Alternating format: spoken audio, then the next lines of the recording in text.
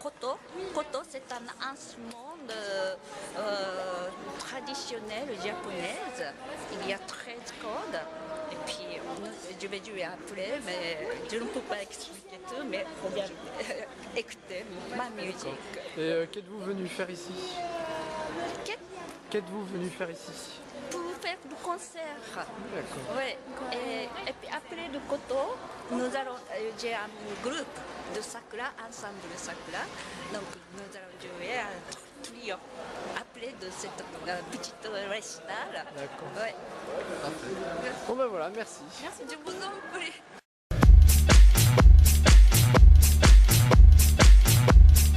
Qui êtes-vous? Présentez-vous. Je suis Pierre Porcheron de la compagnie Elvis à l'attaque. Et je suis comédien marionnettiste. Et voilà. Comment vous en êtes venu à être comédien marionnettiste? Ah, la question. Pas un parcours bien défini? Comment j'y suis venu? Je suis rentré dans un cours de théâtre un peu par hasard. C'est une copine qui m'avait demandé. Puis j'ai fait un petit peu de théâtre. J'ai fait une fac d'art du spectacle. Et puis j'ai fait un conservatoire de région. Voilà. Je suis pas allé en école supérieure après. J'ai travaillé quasiment tout de suite à ma sortie de diplôme d'études théâtrales. Et j'ai commencé à travailler tout de suite avec notamment des marionnettistes un peu différents. Et puis après j'ai travaillé pendant 3 ans avec des marionnettistes au Québec. Voilà, et voilà. J'ai construit un spectacle, le spectacle que vous avez vu ce soir, entre la France et le Québec. Et qu'est-ce qui vous a amené à venir jouer à Campus au festival? Parce que j'ai été invité par l'animateur culturel Lionel Kitaro. On avait échangé par mail un petit peu, je savais qu'il y avait ça. Moi je revenais en France, j'étais au Québec avant, je revenais en France. Il fallait que mon spectacle il soit joué, montré, et puis je trouvais ça bien de pouvoir, dans le cadre de Campus en Festival, montrer d'autant plus à des étudiants où je trouvais ça bien, qui sont en art du spectacle. C'était une version d'Hamlet détournée en théâtre d'objet. Donc un autre théâtre, quoi. Une autre façon de faire du théâtre. C'est autre chose, l'objet. Voilà, on est entre le conteur et puis le manipulateur, le comédien, et puis les objets racontent des choses qui ne sont pas censés raconter. Voilà, par exemple. Merci beaucoup. De rien, de rien.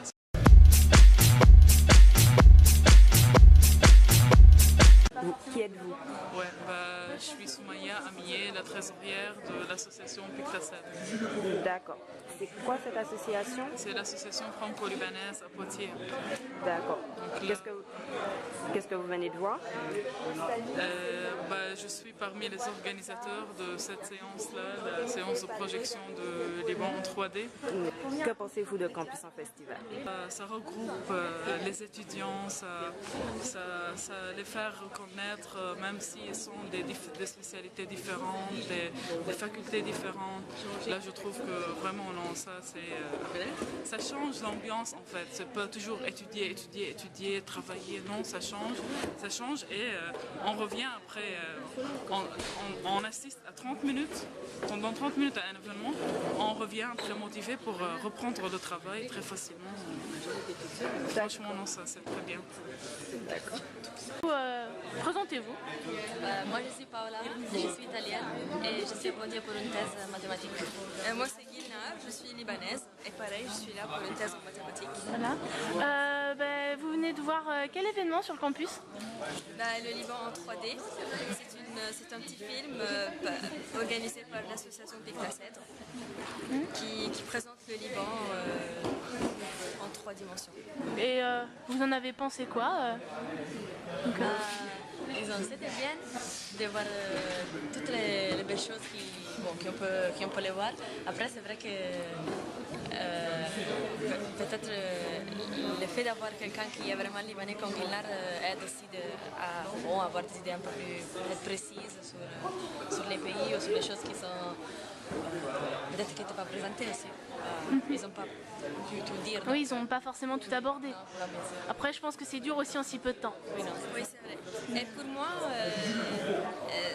C'est vraiment très bien parce que quand on n'est pas dans notre pays et qu'on a un peu de nostalgie, c'est bien de voir comme ça un petit film organisé par nos amis pour présenter le pays, les sites touristiques les plus connus dans l'histoire. C'est bien de revoir notre pays et de discuter avec des gens qui ne sont pas libanais de notre pays et de la beauté de notre pays. Ben, merci beaucoup à toutes les deux alors. Merci. Alors, comment vous vous appelez? Chloé. Zoé. Chloé. D'accord. Et vous êtes au lycée donc? Oui. Et vous connaissez pas Campus en Festival? Non. Qu'est-ce que vous venez voir ce soir? Colors Industries. Vous avez déjà entendu un peu ce que c'était? Oui, aux expressifs ils sont passés. Ah ouais? Et ça vous a plu? Oui. Petite présentation de Isaac Delusion. Isaac Delusion. Isaac Delusion. Bien, franchement bien, c'est bien, on est calés les gars. Bon, déjà, rappelez vos prénoms et Jules. vos statuts dans le groupe. Jules, Alors, beatmaker. Voilà, beatmaker, je sais pas comment on appelle ça, producteur. Voilà. Machine music. Ouais, machine. Moi c'est Loïc, je suis chanteur et guitariste. Bastien, batterie, percu, guitare, clavier. Moi c'est Nico, je suis à la basse. Pourquoi Isaac Delusion? Je voudrais savoir pourquoi. C'est c'est dur à expliquer en fait, ça remonte à l'époque de la Révolution française, les Jacobins, tout ça. C'est une légende. C'est une légende urbaine, c'est Isaac Newton, c'est plein de choses. Quoi vos influences, d'où vos influences, votre style un peu ambiant, un peu je dirais psychédélique, je sais pas. Moi j'adore Diams. Diams. Je me suis vachement inspiré d'elle pour faire mon... Je sais pas si quelqu'un a entendu le nouveau Justin Timberlake, Jules peut-être. Je préfère Justin Bieber. Justin Bieber, le nouveau aussi, pas mal. Plus sérieusement. Sérieusement, Tranquille ensemble. Ouais, voilà. Carlos. Annie Cordy. Je mange la formule. Des références. Voilà. Bien, voilà. On a fait le tour. On a tout dit. Vous venez de sortir Early Morning, y a-t-il des prochaines sorties en vue? Un album. Un album en préparation. On prépare un album pour début 2014. Enfin, en parlant de label, vous avez signé sur Cracky Records. Ça s'est passé comment la signature?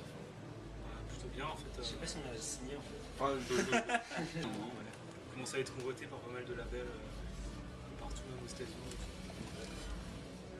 Voilà. On reste chez Cracky. On reste chez Cracky. Comment s'est passée votre rencontre? En fait, moi et Jules, on a mis une enfance, enfin Jules et moi plutôt. Et on a rencontré Nico parce que c'est le grand frère de nos potes. Donc, par copinage, parce qu'en fait on a tous grandi à Vincennes. Et Bastien, en fait, on l'a rencontré parce que en fait, on allait enregistrer chez un ingé son qui habite en Normandie. Et donc Bastien vivait là-bas pendant un peu de temps. Et moi, je l'ai rencontré en fait avec un autre groupe. Il y a quelques années, quand on a enregistré là-bas, on est resté en contact. Et de fil en aiguille, il s'est greffé à Isaac. Bon, depuis que vous êtes sur scène, quel est votre meilleur et votre pire moment en tant qu'artiste et en tant que groupe? Enfin, je dirais le meilleur, c'est dur de dire parce que tu vois, par exemple ce soir on s'est bien amusé, en général on kiffe bien, mais peut-être le meilleur c'était un concert qu'on avait fait à Varsovie, où en fait c'est une des premières fois où on a joué pour beaucoup de monde, et puis c'était dans une ambiance vachement festive et tout, on avait pas mal picolé avant, c'était bien éclaté quoi, les gens dansaient et tout. Et pour le pire, le pire, on sait tous lequel c'est. Le pire, je pense, c'était peut-être aussi à New York il n'y a pas longtemps. À Hartford, on a dû arrêter le concert. Non, les voûtes c'était bien pire parce que les voûtes il y avait 100 personnes qui étaient venues pour nous voir. Les voûtes c'était assez exceptionnel. Il y avait 20 personnes. Dans le mauvais, les voûtes c'était quand même assez exceptionnel. C'était le pire, mais bien sûr que c'était le pire. Parce qu'on a eu des problèmes de son à cause de gros problèmes techniques. vous avez annoncé des dates, enfin vous avez fait déjà par exemple New York, Varsovie. Quelles sont vos prochaines dates? L'Inde. L'Inde, ouais. Tourner en Inde. La semaine prochaine, très bientôt, dans un mois. Partez combien de temps? On part 3 semaines en Inde. Et un peu partout en France. C'est les dates importantes. Aussi, Toulouse, peut-être à Bordeaux. Ouais, mai, juin, juillet, on a pas mal de trucs. Reims, la cartonnerie. Toulouse, à Sucin, Calvi, festival à Calvi. Calvi and the Rocks. Calvi and the Rocks, ouais. Yes. On vient tout juste d'un mois de tournée aux États-Unis en fait. Comment avez-vous trouvé Poitiers ce soir? Très chaleureux. Petite chasse à poisseux. Non, c'était cool, hein, vraiment cool. Après, le public présent, ça c'est sûr, parce que la salle était comblée. C'était cool, la salle était géniale. En pleine. Merci à vous de nous avoir. C'était un plaisir.